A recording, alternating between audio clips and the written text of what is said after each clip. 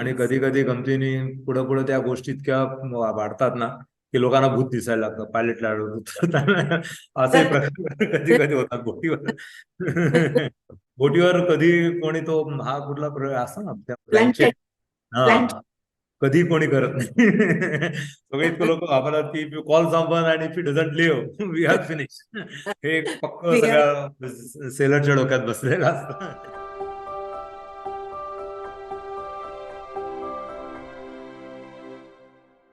Namaste everyone. Welcome to Cafe Rainy Days. आपल्याकडे मागचा part 1 hopefully तुम्ही बघितलाच असेल. आपल्याकडे मिस्टर दीपक सरंजामे आलेले आहेत. He is had an experience of over 30 years of sailing, as I said. I'm hoping that you watched the first part and you're really enjoying the first part. First part थोडासा जास्त technical issues बद्दल होता की what does sailing mean and engine sizes, and we saw the enormity of this, the size of these ships and mechanisms in the ships. Ha second part is more about his personal experience, and we'll see what sort of challenges they face this time. So if you're enjoying, please subscribe to the channel. So over to you, Jiraji. So आपण last time जेव्हा बोलत होतो तेव्हा आपण म्हणलो की तुम्हाला तो स्मगलिंगचा एक्सपिरियन्स दिसला की a big huge pile of wristwatches in the wrist passenger watches. Right seat. Right right. Yes. So, पण त्याच्यानंतर तुमचं करिअर मेनली कार्गो शिप्स वरती आणि ऑइल टँकर वरती you spend. So what is the difference? What is the difference that you found between a passenger ship आणि cargo ship? तसा बऱ्यापैकी चांगला फरक असतो. मेन फरक असा असतो की पॅसेंजर शिपवर आम्ही लाईव्ह कार्गो कॅरी करतो, म्हणजे माणसं असतात. आणि कार्गो शिपवर सगळा डेड कार्गो असतो. कन्स्ट्रक्शन वाईज बऱ्यापैकी फरक असतो. पॅसेंजर शिप फॉरवर्ड पर्यंत एक्सटेंड झालेली असते, म्हणजे केबिन्स म्हणा, त्यांच्या राहायची सोय वगैरे याच्या. आणि कार्गो शिप फक्त लिमिटेड अकोमोडेशन असते क्रूपुरती, बाकी सगळा कार्गो स्पेसेस असतात. आपण प्रत्येक शिपच्या कन्स्ट्रक्शन मध्ये खूप फरक पडतो. पण मी ज्या बोटीवर होतो 1 वर्ष 21 महिन्यामध्ये एका पॅसेंजर शिपवर काम केलं. पण ती हार्ससाठी मेनली केली होती. हज साठी होती. हार्ससाठी गव्हर्नमेंट ऑफ इंडियाची शिप होती. त्याला खूपच साधी शिप होती. फॅन्सी स्विमिंग पूल फॅन्सी मोठाले शोरूम, तसं. कॅसिनो, स्विमिंग टँक्स वगैरे होते. तसं काही या बोटीवर आमच्या नव्हतं. इनफॅक्ट काही पॅसेंजर्स आणि थोडा कार्गो कॅरी करायची सोय असायची होती आमच्या बोटीवर. त्याच्यामुळं आम्ही त्या बोटला कार्गो घेऊन चालायचो थोडाफार, आणि मग पॅसेंजर दोन्ही ते जायचं. दुसरा एक मजेशीर म्हणजे जाणवला फरक मला नंतर, कारण आधी मी पॅसेंजर शिप केलं होतं, तो म्हणजे डॉक्टरचा. ओके. कार्गो शिपवर कुठेही डॉक्टर नसतो. पॅसेंजर शिपवर मेडिकल कम्प्लीट स्टाफ असतो, एक नर्स, एक वॉर्ड बॉय सारखा, आणि डॉक्टर स्वतः. बहुतेक त्यांना वाटत असेल कार्गो शिपवर कोणी फारसा आजारी पडत नाही, आणि झालंही तसं. तसा कधी आम्हाला फारशी डॉक्टरची गरज लागली नाही. आमचं सगळ्यांचा फर्स्ट एड झालेला असतो, कोर्सेस कंपल्सरी असतात. आमच्यात एक सेकंड ऑफिसर म्हणून असतो, तो त्याचा थोडा जास्त शिकलेला असतो मेडिकलच्या संदर्भात. आणि बोटीवर एक कॅप्टन्स मेडिकल गाईड म्हणून एक मोठं पुस्तक असतं, आणि त्याच्यात सिमटम्स आणि मेडिसिन्स काय घ्यायचे ते लिहिलेलं असतं. सगळ्या बोटींवर मेडिकल चेस्ट म्हणून एक अशी बॉक्स असते मोठी, त्याच्यात औषधाची नावं दिलेली असतात, कुठली कॅरी करायची कंपल्सरी मॅन्डेटरी. त्याचं इन्व्हेंटरी हा सेकंड ऑफिसर मेंटेन करतो. मेडिकल चेस्ट म्हणजे जे औषधं असतात तीच औषधं त्या कॅप्टन्स मेडिकल बुक मध्ये रिफर केलेली असतात. आणि त्यातनं काही नाही जमलं तर मग शेवटी मेडिकल हेल्प मागवायची, रेडिओ फोन, टेलिफोन्स करून, किंवा अगदी पूर्वी ते डाटा डिडा मध्ये चालायचं, किंवा बोट जवळ गेली तर VHF वर आम्ही विचारून घ्यायचो काय काय असतं ते. त्यामुळे कधी कधी गमती होतं. आमच्या एका बोटीवर असाच मला एक किस्सा आठवतोय. फोन आला इंजिन रूम मध्ये की मोठा मॅग्नेट आहे का इंजिन रूम मध्ये, कशासाठी पाहिजे. तो म्हटला की एका क्रूचा ग्राइंडिंग करताना एक छोटा पीस डोळ्यात गेला. आय वॉश वगैरे नॉर्मल सगळं टाकून झालं, पण काही येत नाही त्याला, तो पेन होते थोडीफार. तर मला वाटतं की तो लोखंडाचा पीस असावा, असा सेकंड ऑफिसर मला वाटणार. आणि तो काढायला मॅग्नेट पाहिजे, म्हणजे त्याला आम्ही असं झोपून त्या डोळ्यावर फिरवून मॅग्नेट बघू पीस. कॅप्टनला फोन केला, त्याला सांगितलं अरे काय चाललंय. मग ते सगळं थांबवलं त्याने. पण काय करणार, सगळेच डॉक्टर झालेले असतात अर्धवट, त्यामुळे प्रत्येक आपल्या आयडियाने चालत असतो. येताना लोक जॉईन करताना बरीच आपापल्या औषधी आणतात, ती एकमेकांना देणं चालू असतं. तशा गमती जमती चालू असतात. पॅसेंजरशिप मध्ये पण एक चांगलं असतं, काही ना काहीतरी ऍक्शन चालू असते पॅसेंजर्स बरोबर. काहीतरी जरी आता मध्ये आम्हाला रिस्ट्रिक्शन असतात की कुठल्याही पॅसेंजरची इंटरॅक्शन नाही करायची, तरी सुद्धा काही ना काहीतरी गॉसिप चालू असतं बोटीवर एक वेळ जायला. तर आम्ही जेव्हा बाकी ट्रिप्स करत होतो, म्हणजे गल्फमध्ये जात होतो किंवा म्हणजे दुबई वगैरे मत्सत करून येत होतो, तेव्हा आम्हाला फक्त तशा काही रिस्ट्रिक्शन नव्हत्या. पण फक्त त्यांनी सांगितलं होतं की most of this passengers who are coming, like last time also की दे आर ऍक्च्युअली कॅरियर्स. मोठं सामान इथनं जायचं, येताना बरंच सामान घेऊन यायचं मुंबईत विकायला, अशा टाईपचं असायचं. म्हणून तुम्ही सांभाळतो. आम्ही काही म्हणजे company will not be responsible for anything if you get involved in some other activities. So you have to be careful. पण त्यानंतर आम्ही अंदमान रनवर होतो. मी माझ्या शेवटच्या कॉन्ट्रॅक्ट संपायच्या आधी तेव्हा शिप ह्याच्यावर जायची, मद्रासवरनं पोर्ट ब्लेअर अंदमानमध्ये, तिथनं कलकत्ता, येताना परत पोर्ट ब्लेअर आणि मद्रास अशी फिरायची ती. तेव्हा मात्र काही रिस्ट्रिक्शन्स नव्हते. फक्त एकच इन्स्ट्रक्शन होतं की तुम्ही बोटीवर पॅसेंजर्स मध्ये बोलताना पॉलिटिक्स आणि रिलिजन शक्यतो अजिबात डिस्कस करू नका. त्याच्याशिवाय बाकी काय गप्पा मारायच्या त्या मारा. पण over the period I realize की this is not only for that ship, but every seafarer has to keep it in mind when he go in foreign ports और एनी अदर पोर्ट. कारण मला आठवत आहे इंडोनेशियात आम्ही 3 मित्र बाहेर गेलो होतो शॉपिंग म्हणा किंवा इंडियाला, आणि येत असताना आमचा जो टॅक्सीवाला होता तो लादेनचा फॅन होता बहुतेक. त्यामुळे तो जो जोरात त्याच्यावर बोलत होता, हे करत होता, किती चांगला सांगत होता आम्हाला. तर माझा एक मित्र तो स्टार्टेड लिटिल बिट अपसेट, आणि तो आर्ग्युमेंट चालू झाले थोडेफार. ते आर्ग्युमेंट चालू झाला. हा पॅसेंजर शिपचा माझ्याकडे अनुभव होता, त्यामुळे मी त्याला अडवलं. त्याला म्हणलं की तू जास्त बोल नको, आपण ही टॅक्सी इथंच सोडू. एक मॉल आलाच होता, म्हणलं या मॉलमध्ये जाऊ आपण. आणि टॅक्सी आम्ही ती सोडली आणि मॉलमध्ये गेलो. कारण टॅक्सीवाला हा ती वाटच बघत होता की कधी आर्ग्युमेंट वाढतंय आणि त्यातनं अजून काय निघतंय. एक तर they can squeeze money out of you, किंवा उगीच मारामारीच करायची. We don't know the ways around there. कुठं घेऊन जातोय, काय जातो, आम्हाला फक्त पोर्टलाच जायचं, बोटीवर जायचं होतं बर्थला आमच्या. ते सुद्धा कुठं घेऊन गेला असता ही काही कल्पना नाही. कलकत्त्यात सुद्धा आमची बोट जायची 84-85 मध्ये बऱ्याच. तेव्हा सुद्धा काही ना काही कारणाने ना कायम कार्गो लोडिंग डिस्चार्जिंग मध्येच बंद व्हायचं. कोणी हा संप केला, कोणी तो संप केला, लोकल संप करावे तसं व्हायचं ते. तर एकदा हॉटेलात आम्ही हेच डिस्कस करत होतो, तिथंही असंच पॉलिटिकल प्रेशर आम्हाला फेस करावं लागलं. मग तेव्हा आम्ही लक्षात आलं की अशा गोष्टी बाहेर बोटीवर तुम्ही डिस्कस करा, बाहेर जाऊन बोलण्यात काय अर्थ नाही. रशियात आमची शिप बऱ्याच वेळा जायची. तिथं आम्हाला जाणवायचं की त्यांचे पॉलिटिकल ऑफिसर्स म्हणा तिथं हिंडत असतात आजूबाजूला, क्राऊडेड मध्ये, सिटीत क्राऊडेड प्लेसेस वगैरे लक्ष ठेवून असतात. पण समाव रशियन पोर्ट अथॉरिटीज म्हणा किंवा पोलीस म्हणा, they were soft on Indian people. Okay. Maybe Indian गव्हर्नमेंटची पॉलिसीज त्याचं मेन कारण होतं.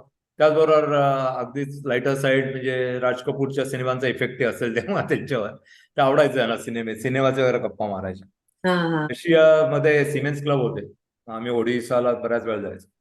तर ते सिमेन्स क्लब आमच्यासाठी वेगळ्या लोकल क्लबशी आमच्या मॅचेस सुद्धा अरेंज करून द्यायचं, फुटबॉलच्या म्हणा किंवा कुठल्या काही छोट्या टेबल टेनिस वगैरे. पण रशियात थंडी मात्र भरपूर होती. एकदा आम्ही डॅन्यूब म्हणजे रुमानियात डिस्चार्जिंग संपून डॅन्यूब मधनं पास होत होतो. एकदम गडगड गडगड असं काय रोलिंग स्टोन सारखे मोठाले आवाज यायला, कुठेवर काहीतरी आढळते किंवा काहीतरी होते असं. आम्ही बाहेर बघितलं तर Danube river itself was getting frozen. हळूहळू बर्फ दिसायला लागलं होतं. त्याचे आवाज रेजिस्टन्स यायला लागला होता की इंजिन जोरात असून सुद्धा स्पीड येत नव्हता. आणि it was a very unique experience. आम्ही सगळे गोंधळले सुरुवातीला. पोर्ट अथॉरिटीला फोन केला, त्यांनी सांगितलं की एखादी असं होतो कधी कधी, तर बहुतेक तुम्ही हे होत आहे, पण डोंट वरी, तुम्ही तुमची फुल पॉवर वापरा आणि चालू ठेवा, बिकॉज यू आर इन कॅनवॉय. तुम्हाला कॅनवॉय मध्ये असल्यामुळे तुम्हाला बाकीच्या बोटी पण अडकतील आणि तुमची शिप तशी नवीन आहे, त्या ship was only 1 year old, so you can apply more power on engine. तो बर्फ थोडं पुढे झाला, बाकीच्या बोटीनं पण रस्ता होईल. सो आम्ही पण म्हटलं की अरे what about your eyes breakers. तर हा म्हणले 2 आहेत, एक काम नाही करत आहे, कारण कम्युनिस्ट कंट्रीज होते, आणि एक आहे ते लो पॉवर आहे, ती काही तोडू शकणार नाही तशी, आणि ती येईपर्यंत बराच वेळ जाईल. तुम्ही फ्लो मध्ये आहात तर तुम्हीच करा. 2-3 वेळा आम्ही इंजिन पॉवर मॅक्झिमम चीफ इंजिनियरने दिली, पण नंतर he said no stop, I cannot give more power for the safety of crew as well as ship also. Hmm. कॅप्टनने पण 1-2दा त्याला सांगितलं ते आपण निघून जाऊ, म्हणला नॉट पॉसिबल. मग कॅप्टन इन्फॉर्म पोर्ट अथॉरिटी की no, we cannot give more power. They try to pressurise him, but he said no, we can't do much about it. काय तुमची एन्क्वायरी असेल तर करा चालू, मग what else we can do. मग ship थांबली. हळूहळू एका त्या रात्रीच पण बर्फ थांबला शिपच्या भोवती. बाकीचा सगळा कॉन्वॉय पण थांबला पाठीमागे. सकाळी आम्ही उठून बघतोय ते इनफॅक्ट लोकल लोकांचा, दोन्ही बँकची लोक होती, त्यांचा स्पोर्ट्स चालू झाला की बँक इकडून तिकडून क्रॉस करते त्या बर्फावरनं चालत जाऊन. पुढं ते एक छोटा कुत्रा सोडलेला होता त्यांनी, आणि त्याच्या मागे मागे तो जात होता. सॉफ्ट काहीच असेल तर त्यांना गाईड करायचं, इकडून जा इकडून जा.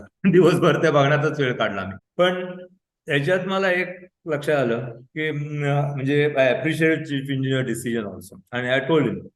तेव्हा तो मला आणलं की yes, we have to take sometimes very firm decision.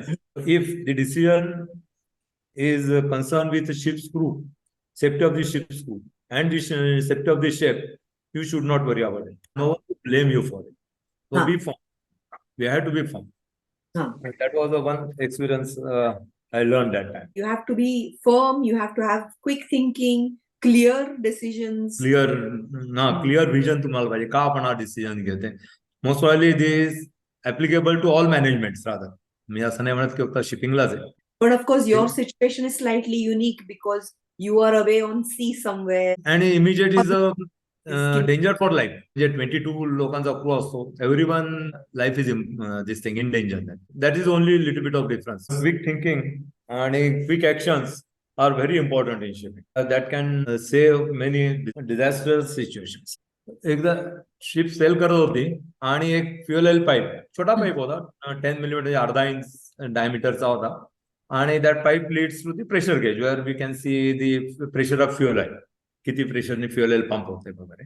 तर त्याला भोग पडलं, but that location was such that pressure गेजची अँड दॅट होल, की that spray was going directly on the exhaust manifold of the engine.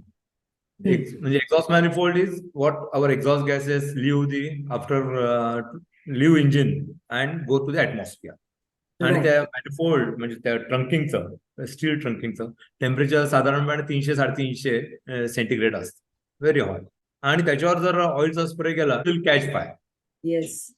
आणि त्याच्यावर ग्लॅगिंग केलेलं असतं बऱ्यापैकी, that give some time actually. तर तसं लॅगिंग होतं, त्याच्यावर थोडं ऑइल गेलं, पण ते ऑइल सोक होतं, मग ते पेटायला लागतं, असं होतं ते हळूहळू. Luckily it was a day time, आम्ही सगळे आजूबाजूला होतो, म्हणून ते लीक पटकन दिसलं. आमचा एक फिटर का कोणते ते उभा होता जवळ, तर तो ओरडला. आम्ही second engineer ran to the control room to stop the engine, म्हणजे फ्युएल ऑइल सप्लाय बंद होईल. पण हा फिटर तो पटकन याच्यामध्ये आला, ऑइलचा जाणारा स्प्रे एक्झॉस्ट मॅनिफोल्ड तो त्यांनी स्वतःच्या अंगावर घेतला, बॉयलर सूट घातलेलं होतं, त्याच्यावर तो आला. हा, luckily it was a diesel oil, not heated oil. Normally आमचं ऑइल जे ब्लॅक ऑइल वापरतो, दॅट 130 डिग्री पर्यंत गरम केलेलं असतं, ते नव्हतं, हे साधं डिझेल ऑइल होतं. त्यामुळे तो त्या जिथं लीक होतं तिथं पटकन त्याने हातही ठेवला, थोडा त्या हाताला मारून. पण तो स्प्रे वॉज क्वाईट प्रेशराईज असतो, त्यामुळे त्याला काय थोडा त्रास झाला असेल. पण ऑइल त्याच्या याच्यावर लागलं, त्यामुळे ते वाचलं पुढचं. मग सेकंड इंजिनने तोपर्यंत इंजिन रूम मध्ये पोहोचला, त्याने कंट्रोल रूम मध्ये पोहोचला, त्याने इंजिन बंद केलं. तरी 2 to 3 minutes to stop that oil pump. मिनिटात जर तो नसता किंवा रात्रीच्या वेळेला झाला असता, अननोटीस झालं गेला असता हा इन्सिडेंट, तर ते एक्झॉस्ट मॅनिफोल्ड वर जाऊन पटकन ते ऑइल पेटला असतं. तो spray would have because of that fine spray, the flame would have propagated पटसे, एकदम मोठा फायर झाली असती. पण quick thinking really saved that very quickly. Fitter नाही का, म्हणजे at every level you have to be alert. Every level, this is what all about shipping, की every level you have to be vigilant, आणि थोडा विचार करायला तुम्हाला स्वतःला कल्टिवेट करावंच लागतं. So have you, Jijaji, had to म्हणजे असं काही होऊन तुम्हाला लाईफ बोट वरती वगैरे जायला लागलेलं आहे? नाही, तशी वेळ नाही आली.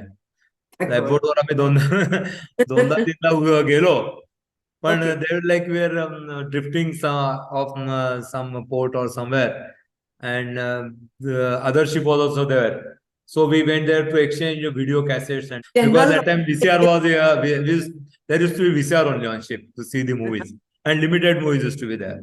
We oh exchange videos. अरे वा. So there's like a bit of For community that build. we went by lifeboats. Two, Okay. 3 times we did this exchange business. But otherwise for emergency, no. By God's grace, I can say. Yes, definitely. Yeah. So I remember जे की एका voyageला योगिनी तुमच्या बरोबर आली होती, म्हणजे माझी बहीण. Our family is allowed on ships. Families are allowed on ship. At least top 4 officers, they can carry their family, provided lifeboat capacity is there. Depending on lifeboat capacity and other things, other officers also can get their family. How does that feel with having families around on the To have a family around is a good thing. It's a good change also. If the family is with some small kid or something, तर अजून मजा येते. हा. बराच timepass होतो. आमच्या एका बुटात एक छोटी मुलगी होती. After dinner time she use to take school. We all used to be students, and then she used to teach us. That was a different this thing. Time pass for us. A very different one. lightens the mood. Yes. Right. And ladies also, I think they enjoy ship life because they don't have routine as such. And that is a good thing for them. No work, nothing. They are not allowed to go to the galley. Galley means where we cook our food. म्हणजे chief cook, he is always unhappy with family. If anyone coming and telling him something, ये ऐसा होता है. But then actually we made a rule, no, family should not go interfere in the job. If once in a while, some Sunday or something, they want to cook, they can first tell that he's off, that is chief cook off. He will not help you or he will not do anything. Then everything you have to do. He will be fully off. So he will not take orders from them. तुमच्या बरोबर travel करणारा एक chef असतो. So chief cook एक काय असतं म्हणजे cruise एक is a part. Chief cook and one steward. Two are always. So the chief cook cooks and the steward helps him. From breakfast to dinner, all for 22 people he cooks. Okay. And this steward assists him. Beside, he has got other job stewards like cleaning these mess and everything, do the beds of all officers and alternate day. That is his job. So you're looked after from that point of view. Yeah, but on passenger, we used to a lot of 2-3 cooks, stewards. It was a fun. Our staff used to be 60, nearly 60, 65. Those who used to look after passenger, they were different. They were on contract basis. They used to It say was just for the staff. Right. this is only for staff, selling staff. Families now, mostly they used to get scared because of pilot ladder. Pilot ladders वर ना खाली वर करायला त्यांना फार त्रास आहे. किती वाटेल खरं काही त्रास नाही त्याच्यात. त्यामुळे every time before joining they used to tell, अरे we will join in berth only. So it is easier. Okay.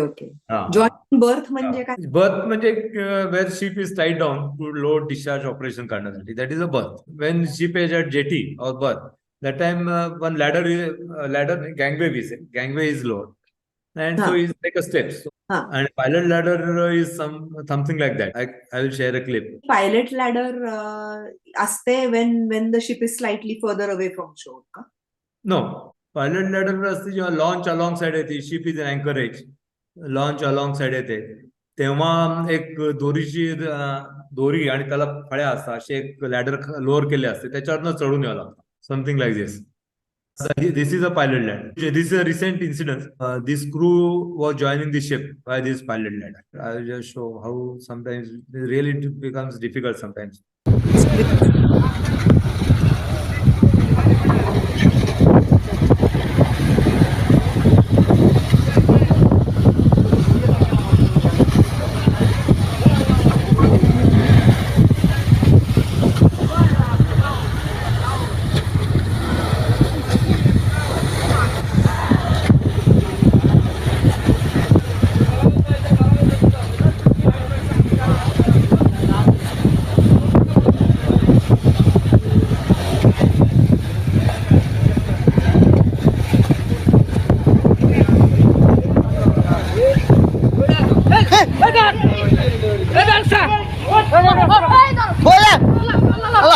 बापरे, no wonder they are worried.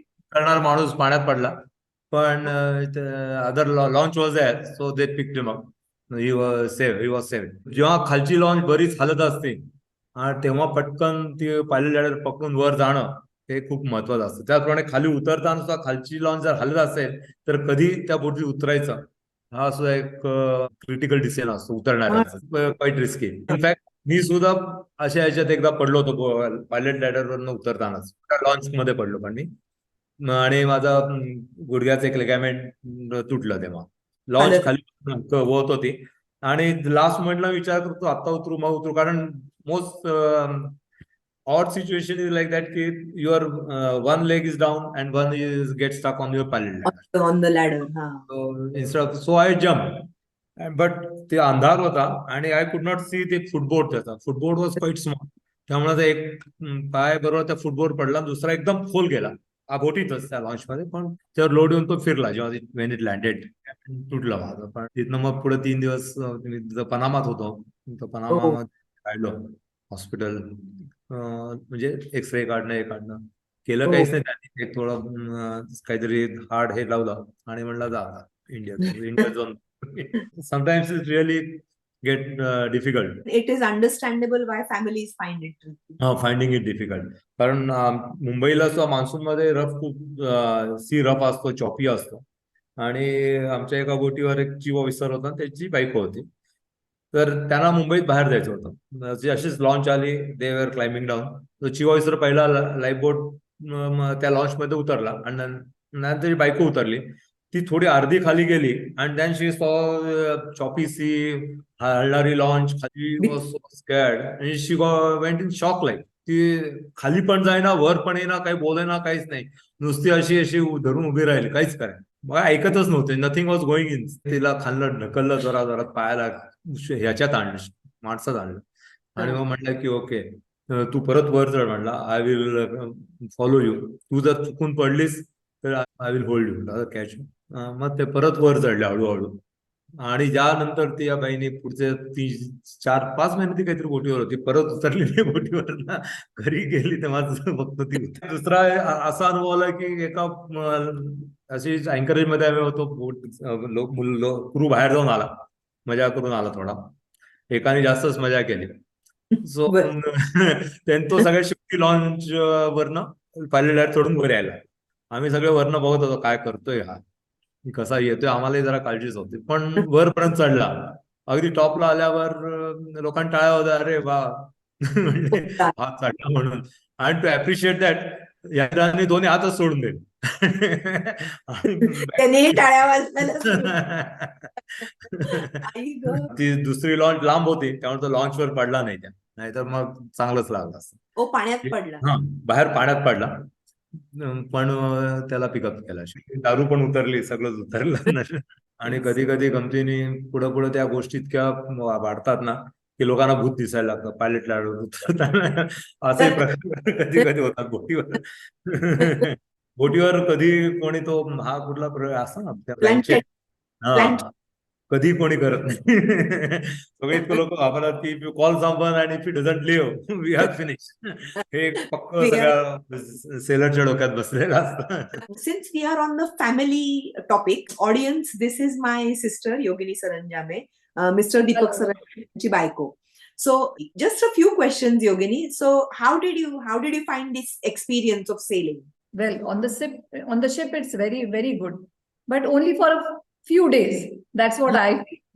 Later on, it becomes very boring. If you like to work, then you're not allowed to work at all. And just to sit in the cabin and have plenty of sleep is beyond my wish. Like for me, it was very difficult later on. And another problem was there. Seasickness troubled me a lot. I just stayed for 2 months. And in that 15 days or so, I was vomiting. That was very irritating. So I really didn't bother to go back again on the ship. But you got a glimpse into your husband's. Very much, yeah. On I enjoyed the sunrises, the sunsets, and the rising of the moon, and the different moods of the sea. Just to sort of interject, Yogini, Yogini is a very good artist. So from an artist point of view, it must have been just absolutely amazing for you. Very much, very much. Mm-hmm.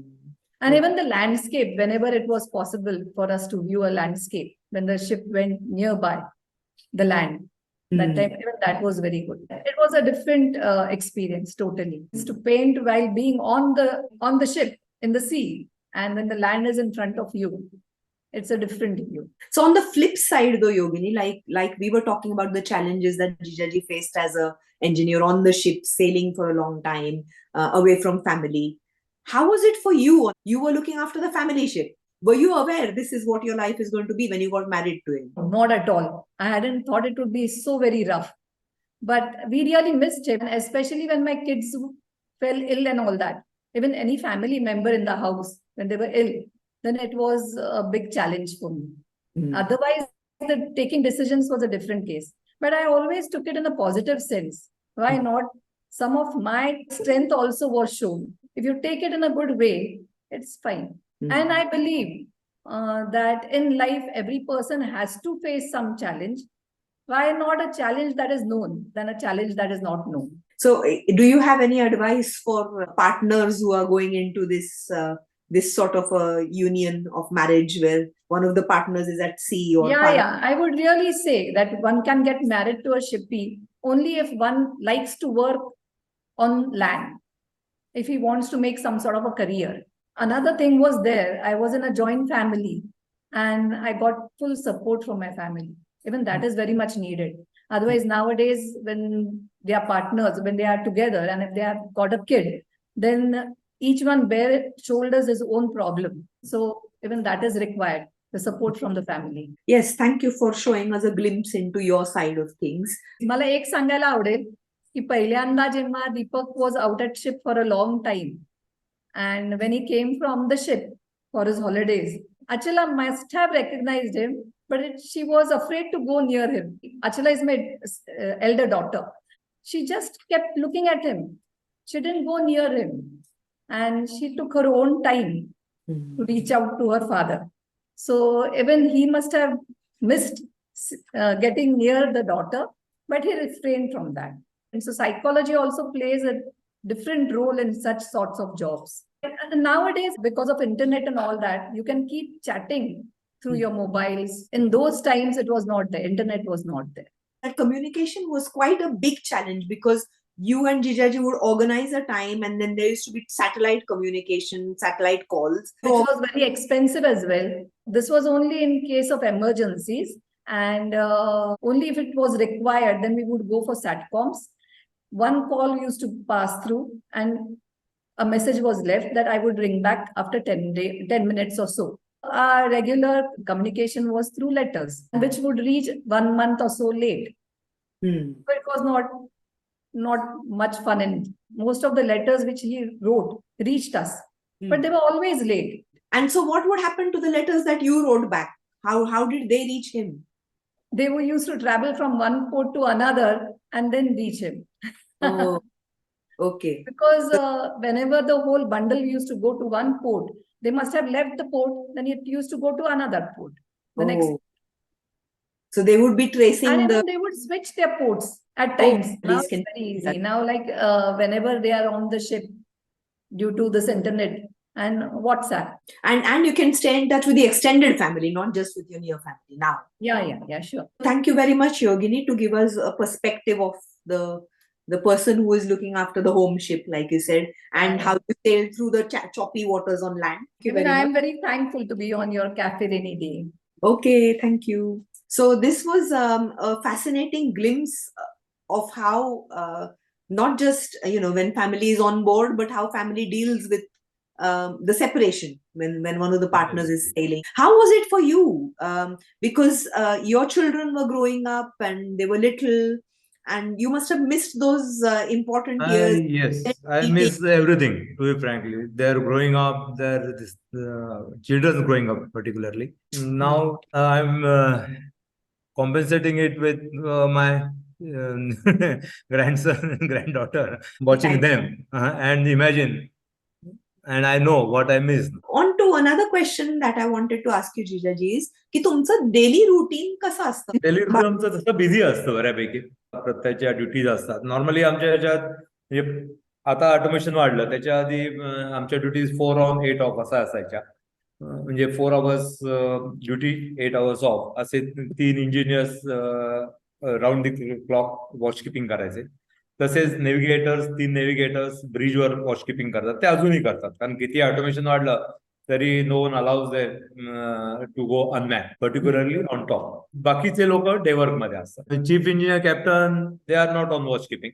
त्यांचं duty overall responsibility arriving port, departure ports, loading, discharging, then we all are busy. Normally these loading discharging operations are quite hectic, or arriving ports or the departure ports. बरेच मित्र friends they keep asking me, अरे क्या करताय तुम लोग, कुछ काम है नहीं होता है.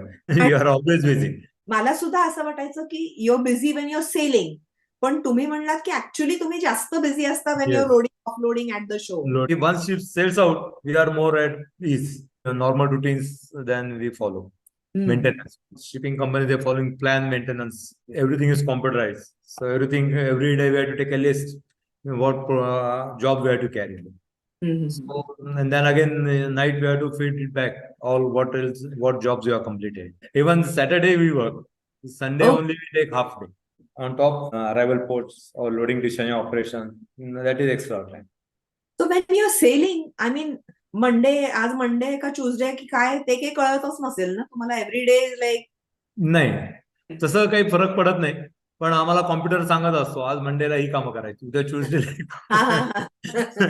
फक्त संडे आम्हाला लक्षात राहतो, कारण all over world rather whether Asian side, Pakistani ship, Ceylonese और इंडियन शिप्स आहे, Sunday is a biryani day.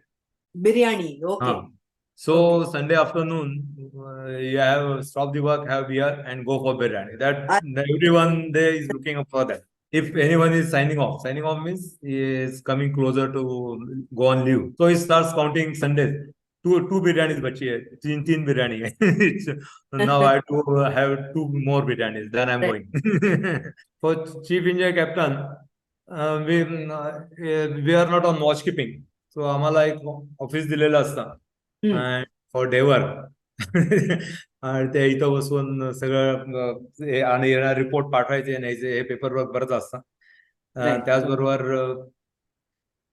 This is our control room from where even if I chief comes to engineer, most of the time he sits here and controls thing from here only. But कधी कधी emergency येतात, त्या सगळ्यांनाच काम करावं लागतं.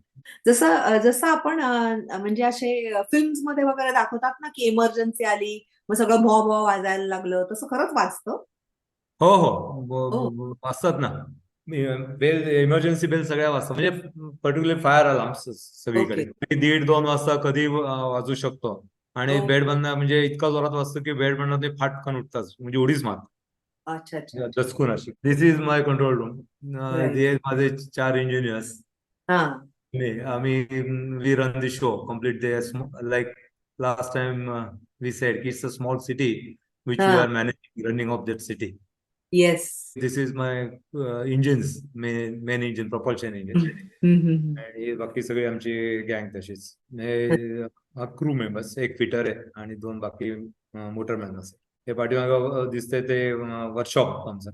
Pipes वगैरे आपल्याला काही लिकेज झाले, फुल फ्लेज वर्कशॉप असतो. This is a bridge.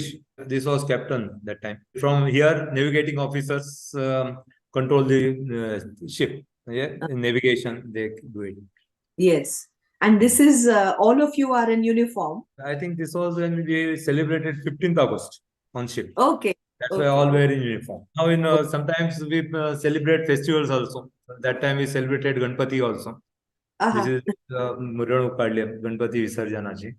We टूक इट. आणि मग एक पाळण्यासारखा छोटा लाकडी पाट केला होता, त्याच्यावर गणपती बाप्पांना ठेवलं, विसर्जन केलं होतं आम्ही. अरे वा. प्रॉपर विसर्जन एकदम सी मध्ये. This is our smoke room, what normally officer smoke room. Okay. After dinner we come here. Our dinner time is normally 6 to 7. 7 नंतर आम्ही इथं येऊन सगळे असेंबल होतो. मग कधी पत्ते खेळतो, कधी darts. In the very olden days the smoke room must have really been for smoking, right? Pipes and cigars. Right. That time smoking was not banned or anything. So it was really हा used to be really smoky. Yes त्याला आम्ही ड्रायडॉक म्हणतो. Ship ड्रायडॉक मध्ये जे त्याच्यावर उभी करायची शोक्स आणि ते हे करायचं. ते मग ते आत जाते आणि मग ते सगळं त्याचं पेंटिंग हे पाण्याच्या खाली जे नेहमी पार्ट्स असतात त्याचा मेंटेनन्स 2 वर्षात एकदा करतो आम्ही. Another thing that which is a bit cliched, but ship म्हटलं की पायरेट आला. सो तुम्ही किती एक्सपिरियन्स केलीत piracy? Luckily, I never faced serious type of piracy like Somalia or Nigeria, where they took the crew away from the ship.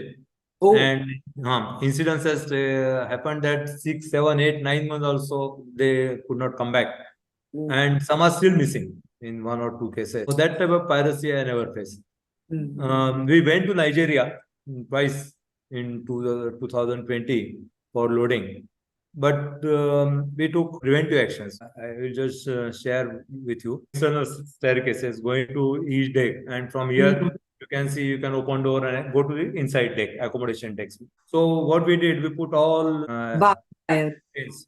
wire, so no one can climb from these staircases. We had a satellite telephones also. If someone tries to come, we can always contact port or nearest port or think pirates are coming or unknown boats are approaching us. Every ship has their individual plans as such.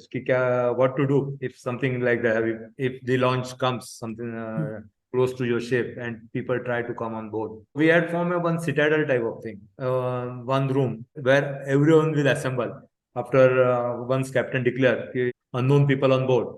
Go there, do the blackouts, and from that room we can try to contact port authorities by satellite telephones. So there were lots of protocols that you put in place. की असं झालंच तर काय? In place. When we went to Nigeria, we adjusted our arrival time early morning 6, 7 o'clock. And by the time we finish discharging next day morning and get out from this in daytime. Once you are 200 miles off from the coast, then the chances of any piracy attack are less. Nigeria जेव्हा आम्ही along side होतो cargo loading साठी रात्री, तेव्हा we asked for assistance to keep launch there standby with 2 or 3 policemen. आणि ते म्हणजे pirates येतात तेव्हा स्मॉल बोट्स मध्येच येत असतील आय सपोज. स्मॉल बोट्स मधनच येतात म्हणून ते शोरच्या पासून गेलं की नो प्रॉब्लेम. जी पायलट लॅडरची आम्हाला भीती वाटते तसलं ती काहीतरी ते दोर टाकून सुद्धा पटापट चढतात कधी हुक टाकतात. Normally try to attack loaded ships because then ship side from the sea water level is very low, 3 feet, 4 feet, 5 feet. Piracy एक छोटा अनुभव मला आला होता. म्हणजे is not actually piracy place ब्राझीलच्या एन्करेज मध्ये 3-4 पायलट म्हणजे छोटी चोरी करण्याची आणि बोटीवर चढलं ते वेरे नायकर.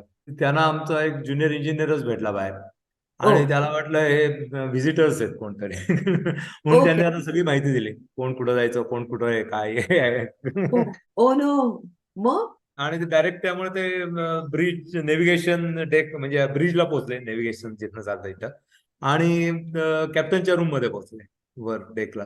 मग कॅप्टनला उठवलं, मग त्यांनी अनाऊन्स केलं all officers crew everyone should gather in a smoke room. त्यांनी तिथं ब्रिजवर थांबून त्यांनी सगळ्यांना बाजूला केलं की we are in no control. पण काय बोटीवर असे काही खास पैसे नव्हते आमच्याकडे, लोकांनी काय आणले दिले त्या. आणि कॅप्टनच्या सेफ मध्ये पैसे असतात अशा वेळेला, काही कॅश कंपनीची असते कुठं लागली वगैरे, तर त्यामुळे देवर आफ्टर दॅट कॅश. तर त्यांनी कॅप्टनला सांगितलं ओपन दिस सेफ नाव, पण इतक्या त्याकडे कॅप्टनला त्या सेफचा कोड आठवे ना लवकर, ते वैतागत होते, हाही जास्त घाबरत गेला होता, पण आठवला त्याला फायनली दॅट पासवर्ड. आणि मग त्या सेफ उघडली, काय त्यात $2,500-3,000 वर होते काय ते, तेवढे घेऊन मग ते गेले. आणि जाताना त्या ऑफिसर्स मध्ये आम्ही जमलो होतो, कोणाच्या हातात घड्याळ होती, कोणाच्यात काय होतं तेही काढून नेले त्या कॅश वगैरे. आणि बेस्ट पार्ट जेव्हा खाली जात होता that our junior engineer was on duty वॉशकीपिंगच्या इंजिन रूम मध्ये, तेव्हा तो वर आला होता, त्यांना भेटला. झालं का म्हणला का, हो येस ते म्हटले आणि त्याने अनाऊन्स केलेलं इंजिन रूम मध्ये ऐकायलाच गेलं नव्हतं त्याला कळलंच नाही त्याला कळलंच नाही. आणि तोवर काम झालं का विचारतो. झालं आणि देवर हॅपी त्यांनी त्याला एक रिस्पॉन्स बक्षीस दिलं आणि गेले ते. मग त्याला बाकीच्या लोकांनी इतका झापला नंतर. म्हणजे पायरसी का कॉमेडी असं आहे हे. हा स्टोअवेजला मिळतात नॉर्मली आफ्रिकन कंट्रीज मधनं वगैरे जाताना स्टोअवेज आम्हाला येतात. म्हणजे मला कुठे मुंबासाच्या इथंच एक आला होता स्टोअवे होता. तर बोट मुंबासाला लोडिंग करून निघालो आम्ही आणि बाहेर पडलो 16-17 आवर्स होऊन गेलो होते maybe close to 24 hours आहे. पण मॉर्निंगला सकाळी लाईफबोट्स ज्या मागच्या एका याच्यात दाखवलं लाईफबोट बांधलेली असते साईडला त्या लाईफबोटला स्लायडिंग डोअर्स असतात. ते डोअर उघडून एक जण कोणतरी बाहेर बघतोय दिसला आम्हाला. मग आम्ही ते जाऊन त्याला बोलून आणलं काय काय बघितलं. तो म्हणला की मला बोलताच येत नाही काही बोलताच येत नाही मला डॉक्युमेंट्स काहीच नाही ते जवळ ठेवली नव्हती. त्यामुळे तो कोण कुठला आहे काहीच कळेना. आम्ही मुंबासा पोर्टला कळवलं. मुंबासा पोर्ट म्हणले की you are in international water if has got documents will take him back otherwise how you can say is our person. Okay okay how do you know he is from Kenya. मग काय तो that he was become part and parcel of the ship for next 6 months. आम्ही त्याला घेऊन हिंडत होतो सगळीकडे. कुठल्याही पोर्टला गेलं की डिक्लेअर करायचं आमच्याकडे स्टॉव आहे. मग त्याला एका खोलीत जेल सारखं ठेवून द्यायचं. त्याने अजिबात बाहेर यायचं नाही. जेवण वगैरे सगळं आत द्यायचं. ते पोर्ट अथॉरिटी येऊन चेक करणार त्याचा फोटो काढणार हे करणार आणि जर 10-12 तास म्हणणं एक चक्कर मारून बघणार आहे तो जागेवर आणि मग बोट सुटल्या बाहेर पडली पोर्ट मधनं की त्याला सोडायचं. पण मग अशा वेळेला तुम्ही पुढच्या पोर्टला जिथे लागता तिथे नाही का सांगतायत की आता याला घेऊन जा त्याला पोलीस. सांगितलं पण त्याची आयडेंटिटी काय ते म्हणले the other country is where actually client they are not taking him back. तो क्या मग 6 महिन्याच्या आसपास Dubai accepted on humanitarian ground आणि की शेवटी आम्हाला त्यांनाच अप्रोच व्हायला लागलं सगळ्या लोकांना की how we can keep him like this without salary without हे व्हॉट इज लाईफ असायलम सारखं काहीतरी त्यांनी त्याला घेतलं. He was aiming for US पण बोट त्या बाजूला जातच नव्हते. What an interesting experience. That is there. Jumping from almost a comedic sort of experience to COVID. COVID times must have been very difficult for you. Yes, COVID was a very difficult phase for us also who were selling. Mainly because we cannot go out. We could not touch anywhere. Port आम्हाला कुठलेही port आम्हाला touch करून आत येऊन देत. No river nothing. We could not go for 9, 10, 11 months also people got stuck. And at the same time, ship business was on. Cargo येत होता जात होता सगळं चालू होतं ना. म्हणजे मेडिसिन्स आहेत इक्विपमेंट्स आहेत अशी म्हणजे जनरल जी रिक्वायरमेंट होती ते सुद्धा not from tankers but general cargo ship सारख्या चालूच होत्या because that was needed for that time. Medical aids mariners they were also fighting on the front line but no one was helping us. Medical assistance आम्हाला शून्य होता. कोणी आजारी कळवलं पोर्टला यायच्या आधी की ते आम्हाला लांबच ठेवायचे. मेडिसिन नव्हते तेव्हा.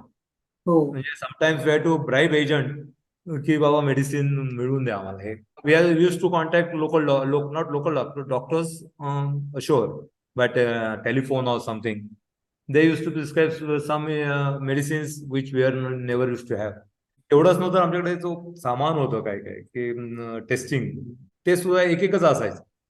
कंपनीने प्रोव्हाइड केलं. त्यामुळे परत एखाद्याला ताप असेल तर त्याचं कसं वापरायचं हा परत प्रश्न यायचा. बरोबर. आणि त्यामुळे म्हणजे दुसऱ्या माणसाला जर ताप आला तर त्याला कोविड आहे का नाही कोविड आहे असं धरूनच चालायचं सगळ्यांना आणि तोही घाबरून जायचा. त्याच्याशिवाय आम्हाला मिळणाऱ्या बातम्या घरच्यांच्या की कधी कोणा आजार आहे कधी कोण आहे आणि वी कुड नॉट डू एनिथिंग. कारण कंपनीना बोलायचं कोणाला बोलायचं युनियन्स कडे गेलो आम्ही पण कुठेही काही तसं काही विशेष काही हालचाल करू शकत नाही. They were also helpless they used to say. पण मला एक आठवतं की वी लोडेड इन सिंगापूर आणि आम्ही इंडियाला वळसा मारून गल्फमध्ये गेलो.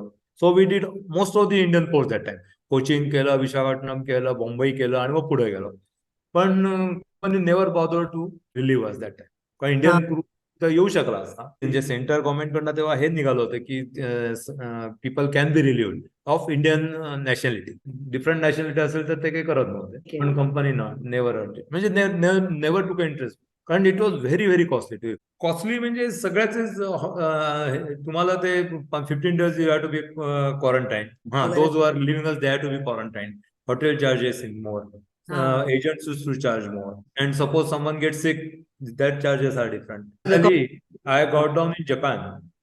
And for 7 people, we got down Japan. From that port to go to Tokyo, it was 6-7 hours drive. They did not allow taxi. They told us to take a 20-seater bus only. And that time they charged nearly, that's what I heard, $50,000 for one trip for 5 hours drive only up to Tokyo. Plus तुम्ही म्हणलात तशा बातम्याही बातम्या they were quite distressing. म्हणजे on one of the ship, तो one person he did suicide. That news came to us. Okay okay बापरे.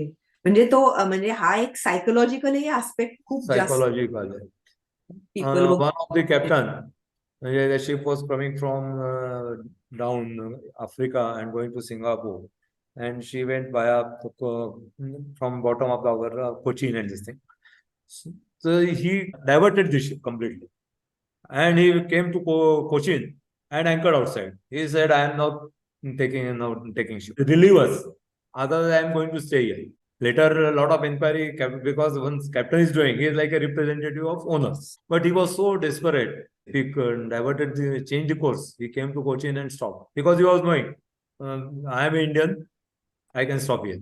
Now government has to do something for that time. Our captain, he was also 16 months on ship. So he was also quite desperate. So he also was telling, we'll stop engine. Same like that fellow. That news has came. Somehow we took a decision not to stop. difficult. Difficult, yeah. Our company also in Mumbai, who looks after our joining and this thing, they are also in trouble then. Because they will not get job. That your staff did this. Yeah, other staff also. Another thing as we were chatting, जिजाजी, म्हणजे ते मला interesting वाटलं की तुमचा एकदा cargo ship मधून गेला की मग बोट एम्प्टी होते आणि that is a challenge for you. म्हणजे हे मला कल्पनाच नव्हती. सो काय करता तुम्ही? No, it is not a challenge. कारण we have got ballast tanks. Ballast tank म्हणजे you can call it balancing tanks. ते एम्प्टी असतात. आणि जेव्हा आम्ही कार्गो लोड करतो ना, हे टँक्स कार्गो टँक्सला लागून असतात साईडला, तर ते रिकामे असतात, एम्प्टी असतात. आणि जेव्हा आम्ही कार्गो डिस्चार्ज करायला लागतो, तशी बोट वर यायला लागते कार्गो डिस्चार्ज, तसं आम्ही त्या टँकमध्ये पोर्टचं पाणी त्यात भरायला लागतो, सी वॉटर. अँड मिनिमम जो ड्राफ्ट आम्हाला, ड्राफ्ट म्हणजे portion of the ship under the water. Idea is complete propeller should be inside the water always complete. So ती डेफ मिळेपर्यंत आम्ही बॅलान्स घेतो. म्हणजे आणि ते झालं की तोपर्यंत सगळा कार्गो, म्हणजे शिपचा डिझाईन लाईक आहे. कार्गो डिस्चार्ज देताना हा सगळा भरायचा. Propeller tanks also that capacity की कम्प्लीट टँक्स भरल्या की आमचा प्रॉपेलर कम्प्लीट इमर्स होईल. त्याच्या प्रॉब्लेम त्यात असं आहे नवीन याच्याप्रमाणे की बॅलान्स आम्ही एकदा घेतो, परत बाहेर गेलो की तो बॅलान्स काढतो, दुसऱ्या पोर्ट मध्ये जायच्या आधी हा बॅलान्स आम्हाला काढून टाकावा लागतो. कारण त्यांचं म्हणणं आहे की मायक्रो ऑर्गॅनिझम्स या पोर्टमधनं त्या पोर्टमध्ये कॅरी होतात, तर नवीन पोल्युशन होतं, म्हणून अर्ध्या वाटेत सगळा परत बॅलन्स करायचं. तर that is little bit challenging. कारण तेव्हा मी शिप सारखी वर आणतो थोडीशी, म्हणून थोडासा टँक खाली करायचा, दुसरा टँक भरायचा, परत दिस 2-3 ऑपरेशन चालू असतं. चेंज ऑफ बॅलन्स आम्ही त्याला म्हणतो. ओपन सी मध्ये जाऊन त्या पोर्टचं पाणी काढून टाकायचं, ज्या पोर्टमध्ये पाणी भरलेलं असतं, दुसरं पाणी. How interesting. Okay. Challenging for you, interesting. आपण जेव्हा पार्ट 1 मध्ये बोलत होतो ना, तेव्हा एक ब्रीफली आपण 31st ऑफ डिसेंबरचा उल्लेख केला. सो त्या 31st ऑफ डिसेंबर वरून मला तुमच्या फायर इन युअर इंजिन रूमचा इन्सिडेंट सांगा. That year we are off Bahamas and we are drifting. Drifting means at near Bahamas water is very deep. We cannot anchor ship, so we are just keep drifting. And as the ship comes close to the, because of waves or current, when ship goes close to the port, again we start engine, go back, stop engines, and keep drifting. It depends, entirely depends on currents. So and wind. 2-3 days we are drifting. Twice or 2 days or sometimes 3 days we have to start engine, go away from go back from the shore, go back again, go back again, come back, start right.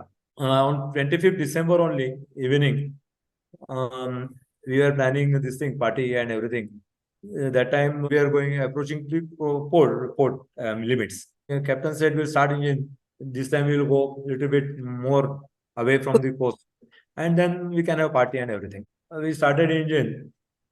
We shifted out, and just before stopping the engines, we came at that location also, spot where we wanted to stop. Just before that, we realized that our exhaust temperature is going up on and it's getting hot. Not exhaust temperature is near boiler. So that exhaust gas, when it goes up to before it goes to atmosphere, we had a lot of coils which carry water, and water is heated on by that exhaust gas. We call it exhaust gas boiler because water is heated because exhaust gas temperature. We call it exhaust gas boiler. A lot of tubes are there. It is a closed compartment, and a lot of tubes are there, and water is circulating through these tubes. This is an exhaust gas boiler, and main engine gases passes through this thing, goes out to atmosphere, and water is circulated through these coils. Many coils are there. This is just symbolic. And this is inlet and outlet, and we get a steam, which helps for our normal needs. So what happened that time? This temperature of exhaust gas, which was leaving this exhaust gas boiler or economizer, was started shooting up, and this water level of this boiler also start dropping. So we stop engine, and then we realize this everything is very hot. Shell of this economizer. This fire is called exhaust gas boiler fire, where this tube starts. These are actually steel tubes, but when the water leaks from these tubes and hits coils from H2O, it breaks into H2O and oxygen, hydrogen and oxygen. Okay. At a local temperature where it is very hot. And then this hydrogen starts burning. Oh, okay. And then it becomes fire, which is very difficult to extinguish, hydrogen fire. So that was a sort of a hydrogen fire. If you put more water from top or somewhere, then again it breaks into H2O and more hydrogen is available for burning. Oh, उलटच होतं. Okay. That is opposite. So we just keep putting water on this shell from outside. So meanwhile, we were trying to contact port authorities at Bahamas, etc. But it was the 25th December, and no one was picking up phone. There are tugboats which has got firefighting equipments fitted. They can also come and fight fire. So we are trying to contact, but there was no contact only with anyone. So finally, it took for us 24 hours to extinguish this fire. म्हणजे slowly, most of the coils got burned, but nothing sprayed out from this shell. It was a huge damage. But God help us, because up to that point, we had to start engine as ship used to go to port, towards the port. But that we took 24 hours to extinguish this fire. The ship kept drifting away from the port all the time. Because we could not have started engine. Because if we would have started engine, more exhaust gases would have gone, more time, it would have been hot. Yes. So engine was as good as immovable. Right. So to move away from the shore, the currents were such that they drifted the ship away. And away for 24 hours, they kept ship drifting away from the port. Right. Earlier, had to turn the engine on. Yes. And then we had to start the engines and go back. So that was, and that showed how much patience is very important. Suggestions were coming all the time for me. We'll put water, we'll do this, we'll put extinguishers from top. But I said, as per book, we will only use cooling down of this shell and nothing else. But 24 hours we fought for it. And keep our patience help. This exhaust gas boiler become a scrap then. It was a really fascinating glimpse into your life as a sailor, Jijaji. Thank you so much for all the meticulous slides that you put together for us, because if with you just talking, we would have never understood. So really, thank you very much. But we're coming to the very last question. It's going to be very difficult for you to pick this, but do you have any such instance that is lasting, that you'll always carry with you? Anything, but one incident will always remain with me, because we picked up 22 survivors near Cape Town in a rough weather. आणि 22 लोकांना वाचवलं. तो incidence त्यामुळे माझ्या चांगलाच लक्षात आहे. कायमच राहील, कारण there is nothing like that to save a fellow seamen's life. तर हा इन्सिडन्स झाला होता. आम्ही ऑस्ट्रेलियाला लोड करून निघालो आणि आफ्रिकेकडे निघालो होतो, आणि इंडियन ओशन मध्ये जाताना 500 miles ऑफ केपटाऊन हवा रफच होती, म्हणजे लाटाही उसळत होत्या, 30-40 फूट लाटा उसळत होत्या, चांगल्या रफ वेदरच होते. आणि तिथं आम्हाला रात्री म्हणजे पहाटे जरा एक सिग्नल आला, SOS डिस्ट्रेस सिग्नल, एक शिप डिस्ट्रेस मध्ये आहे म्हणून. They are decided to abandon the ship. आता आम्ही त्या शिप पासून 25 मैल ऑफ होतो. वी आर क्लोजेस्ट बिकॉज बाकी शिप पण असतात, and from radar and this thing you can make out which ship is close. So we are very close compare to other ships. That become our duty. आणि त्यात आमचं कर्तव्य पण झालं, नैतिक कर्तव्य, की to change course and go to that. मग त्यांच्याशी कॉन्टॅक्ट केला VHF वर. तेव्हा ते म्हणले की आमच्या बोटीचं एक शिप साईडची प्लेट फ्रॅक्चर झाली आहे आणि शिप साईड मध्ये पाणी आतमध्ये जे टँक्स असतात पाणी, सी वॉटर जोरात भरत आहे आणि शिप ऑलरेडी लिस्ट व्हायला लागली त्या बाजूला, ज्या बाजूला पाणी भरलं तर त्या बाजूला शिप लिस्ट व्हायला लागली. It is not possible to stop this thing. So we are decided to abandon this ship. आम्ही म्हटलं ठीक आहे, तुम्ही लाईफ बोट्स तयार ठेवा आणि we will come close to you, then will decide final action plan. त्याप्रमाणे आम्ही निघालो. कारण रफ वेदर मध्ये कोर्स चेंज करणं सुद्धा खूप अवघड असतं. कारण normally like last time I told की we take sea from bow forward of the ship. आता आम्हाला कम्प्लीट शिप वळवायची, म्हणजे साईडला मोठ्या लाटा घ्यायच्या आणि तेव्हा शिप हेवी रोलिंग होतं की आमची बोट सुद्धा कधी कॅप्साईज झाली तर आम्हाला कळलं, म्हणजे होऊ शकते अशा ह्याच्यात, कारण खूप हेवी वेदर होते. पण ग्रॅज्युअली शिप कोर्स चेंज करून आम्ही त्यांच्या दिशेने निघालो शूटिंग. ते 25 मैल जायला सुद्धा आम्हाला जवळजवळ 5 तास लागले त्यांच्याशी जवळ. इतकं नॉर्मल बोटीचा स्पीड 12 नॉट म्हणजे 20-25 मैल ताशी असतो. तर या रफ वेदर मध्ये तोही खूप कमी झाला. शेवटी त्यांच्या जवळ आम्ही पोहोचल्यावर त्यांच्याशी कॉन्टॅक्ट केला. आम्ही आमच्या सेफ्टीसाठी, त्यांच्या शिप सेफ्टीसाठी 1-1.5 मैल त्यांच्यापासून लांब थांबलो होतो. आणि मग आम्ही फायनल ऍक्शन प्लॅन ठरवला की कसं यायचं, त्यांनी कसं उतरायचं. आणि आम्ही त्यांच्या लाईफ बोट्स एकदा पाण्यात ते उतरले, सगळे बसून आमच्या बाजूला यायला लागले की will start giving them leeway. Leeway म्हणजे लाटा आम्ही आमच्या अंगावर घेऊ, आमच्या बोटीच्या साईडला, आणि त्यांना सॉफ्ट सी देऊ जेवढा शक्य आहे. त्यामुळे त्यांच्या लाईफ बोट्स आमच्या बोटीकडे यायला लागते. That was a plan. पण एक आहे की हा सगळा क्रू जो वाचला तो आम्ही काय केलं यापेक्षा त्यांनी जे सिमेन स्किल दाखवले आणि चिकाटी आणि धैर्य दाखवलं, त्याच्यामुळेच खरे ते वाचले. मग आमच्या लक्षात आलं की यांच्या 2 लाईफ बोट्स होत्या एका साईडला, ज्या ते लोअर करणार होते. त्यातल्या एका लाईफ बोटला इंजिन होतं आणि एकाला नव्हतं. त्या रफ वेदर मध्ये हे रोईंग करणं खूपच अवघड होतं. एनिवे, कमिंग बॅक, त्यांनी त्या बोटी लोअर केल्या. आता लोअरिंगला पण यात काय, I will show you slide, you will get an idea how they lower the life boats. आता ही एक्झॅक्टली त्यांची लाईफ बोट नाही, पण त्यांच्या लाईफ बोट सुद्धा होत्या, त्या अशा ओपन होत्या, अशा टाईपच्या होत्या. याच्यात सगळा खूप असतो आणि ती याच्यापासून आम्ही इथे त्यांचा डेव्हिड त्याच्यावरनं आम्ही खाली लोअर करतोय. पाण्यात आत बसून लोअर करता येते बोट. अशा टाईपच्या ओपन लाईफ बोट होत्या. आता ओपन लाईफ बोट्स नाही राहिल्या by regulation, they had to be close. आता अशा क्लोज लाईफ बोट असतात. आणि ही आता हा मेंढेक आहे, इथं वर बांधलेली असते आणि ती अशा पद्धतीने आतनच सगळे लोक बसले की आम्ही लोअर करतो.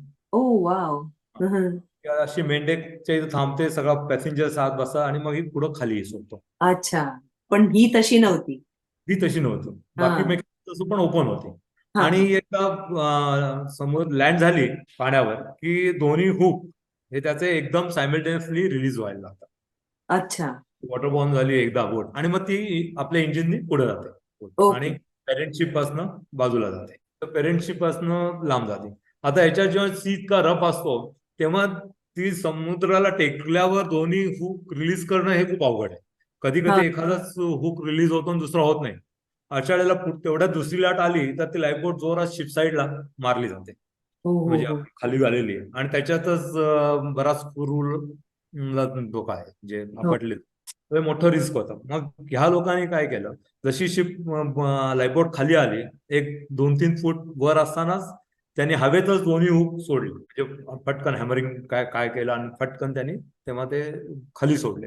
लकीली दोन्ही लाईफबोट्स जेव्हा वेव्हच्या वर असता टॉपला लँड झाली, तशी वेव्ह रिसीव्ह झाली तशी आपोआपच ती पटकन मेन बोटीपासून बाजूला सरकली, कुठं आपटली नाही किंवा काही त्याला त्रास झाला. त्याच्यानंतर एका लाईफ बोटला मी म्हटलं इंजिन नव्हतंच, त्यामुळे तो प्रॉब्लेम होताच, इतक्या याच्यात रोईंग करणं अशक्य होतं. मग दुसरी लाईफ बोटला इंजिन होतं, त्याला पण स्पीड येत नव्हता. आणि जसा पण मग आम्ही लीवे द्यायला लागलो त्या आमच्या लाटा आमच्या शिप साईडवर घेतल्या आणि त्यांना लिव्ह द्या. तशी ती दुसऱ्या लाईफ बोटनी स्पीड पकडला आणि मग ती लाईफ बोट त्या दुसऱ्या लाईफ बोटच्या जवळ गेली. त्यांनी त्यांना रोप पास केला. तो रोप त्यांनी त्यांच्या बोटीला बांधलं आणि मग ती लाईफ बोट ह्यांना टो करायला लागली. करत आमच्याकडे यायला हळूहळू हळू. हे टोईंग ऑपरेशन खूप रिस्की असतं रफ वेदर मध्ये. कारण एक बोट वर राहते, एक खाली जाते. तो रोपवरचं टेन्शन तुम्हाला ऍडजस्ट करावं लागतं. नाही केलं तर एखादी बोट एकदम उलटी व्हायची पण भीती असते. बरंच काही होऊ शकतं. त्यात सगळे घाबरले होते, कारण जसे समुद्रात बोटी आल्या या तसे सीसीक व्हायला लागला क्रू सगळा. आधीच घाबरलेले त्या सीसीक इकडे उलट्या पण असते. पण तरी एकमेकांना देत देत काहीतरी आरडाओरडा. ते फिलिपिनो क्रू होता सगळा. एकमेकांना आरडाओरडा करत ते पुढे पुढे अगदी हळूहळू का होईना पण हळूहळू आमच्या बाजूला सरकायला लागले होते. एवढा मोठा समुद्र आणि त्याच्या छोट्याशा 2 स्पॉट सारखे दिसणार लाईफ बोट्स आणि त्यांना आता कोणाचीच मदत नव्हती. आम्ही सुद्धा काही करू शकत नव्हतो किंवा कोणी काही करू शकत नव्हतो. मिडल ऑफ द होता मोठ्या चिकाटीने ती बोट दुसरी लाईफ बोटनी त्यांना उडून आमच्याकडे येत होते. ते एक 25-30 मिनिटं लागत त्यांना आमच्या जवळ यायला. हळूहळू आले पण ते.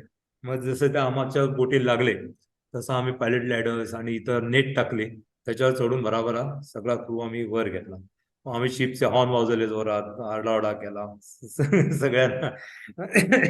म्हणजे सगळ्यांना जो स्ट्रेस आला होता तो आम्ही तेव्हा रिलीज केला. आता इथं 2 गोष्टींचा मात्र मी उल्लेख करतो, म्हणजे का माझ्या लक्षात राहिले. त्यांनी दाखवलेली लिडरशिप तिथल्या टॉप ऑफिसरनी, म्हणजे कॅप्टन अँड चीफ इंजिनियर. कारण लाईफबोटच्या जागा या डेसिग्नेटेड असतात, कोणी कुठं बसायचं काय बसायचं ऐन वेळी गोंधळ नये म्हणून. तशा दोघांच्या जागा इंजिन असलेल्या लाईफबोट मध्ये होत्या, कॅप्टन अँड चीफ इंजिनियरचे. पण ज्या लाईफबोटला इंजिन नव्हतं त्याचा क्रू खूपच मोराली डाऊन झाला. त्यांना घाबरले होते खूपच की याच्यात काय रोईंग करणार. म्हणून कॅप्टन चीफ इंजिनियर आपल्या जागा बदलल्या. 2 लोकांना इकडे पाठवून ते दोघं त्या लाईफबोट मध्ये बसले. बापरे, वा. आणि त्यांच्यावर ते खाली आले. त्यामुळं म्हणजे त्यांना प्रोत्साहन मिळालं. आणि त्याचबरोबर दुसरी इंजिन, आता त्या बोटीत कॅप्टन नव्हता, चीफ इंजिनियर नव्हता, कोणी असं ऑर्डर द्यायला. तरी सुद्धा त्या लाईफबोटनी आपल्या कलिग्सना घ्यायला त्या ह्याच्यात वळून ते गेले. ते गेलेच नसते आणि डायरेक्ट आमच्या बोटीकडे आले असते, कोण काय करू शकलं असतं. आम्ही सुद्धा काय बोलतो दे वुड हॅव नाही, वी कॅनॉट गो ऑन, इतकी रफ आहे व्हॉट एव्हर इट इज. कारण सगळे दोष कसा आहे ना, समोर जर तुम्हाला मृत्यू दिसतोय तर ते काय नाही गेले असंच होणार. ते असते नंतर करा एन्क्वायरी आमची, पण we are not going that side. आणि त्यांना परत टो करून आणायचं. म्हणजे टो करताना मी ते डिफिकल्टी सांगितली ती पण होतीच, की टो करतानाही ऍक्सिडेंट होऊ शकतात त्या ह्याच्यात. And because that was not recognise procedure. त्यांनी तसं नाही केलं. ते वेंट बॅक, त्या टो करून ती लाईफबोट घेऊन आले. त्याला मात्र खरंच आम्ही सगळ्यांना दाब देण्यासारखी गोष्ट होती ती. आणि मग शेवटी केपटाऊनला आम्ही या क्रूला ड्रॉप केलं आणि आम्ही समाधानाने आमच्या यायला लागलो. पण या 2 गोष्टी मात्र कायम त्यामुळे इन्सिडन्स माझ्या कधीच विसरत नाही. ट्रू लिडरशिप नाही का? लिडरशिप सगळ्यांचीच आणि एकमेकांवर असलेला विश्वास म्हणा आणि टीमवर्क. त्याचबरोबर सिमेन स्किल्स ज्या ज्या लाईफबोट लोअर केल्या हवे. कारण टो करताना प्रत्येक वेळ त्यांना एखाद्याला रोप ऍडजस्ट करायचं होतं, ओढून घ्यायचा, परत सैल करायचं, जरा रफ वेदर झाली, हे सगळं करत ते येत होते. म्हणजे दोन्ही बोटीला कुठली ओढली नाही जात होती दुसरी बोट. इंजिनवाली पण ओढली जात नव्हती ह्याच्यामुळे किंवा हे होते. आणि दिस बेस्ट इन्सिडेंट, म्हणजे I will never forget. And it's a perfect incident to stop on. Yes, एकदम. Thank you very much. Your viewers would like it. जरी boring वाटलं असेल किंवा I may not be able to explain myself properly. It's an area where unless you are on sea, you will never know what goes on. त्यामुळे ते because आमच्या फक्त technical terms आमच्या डोक्यात बसलेले असतात. To explain as it is, we are away from shore staff most of it, shore people. गप्पा मारणं ठीक असतं. त्यात एवढं बोलायचं तुम्हाला, एवढं बोलायचं आणि ते सुद्धा म्हणजे व्यवस्थित बोलायचं. Like I said when I began in the first part, this is almost a series of very unusual professions. त्या टाइपची सिरीज झाली. So it's a good insight and it will be very helpful for people who may be wanting to do this sort of a career as well. If you're thinking of becoming a sailor, a good insight. Yes. Yeah. Good insight. So I hope so. Thank you. Yes. मजा आली.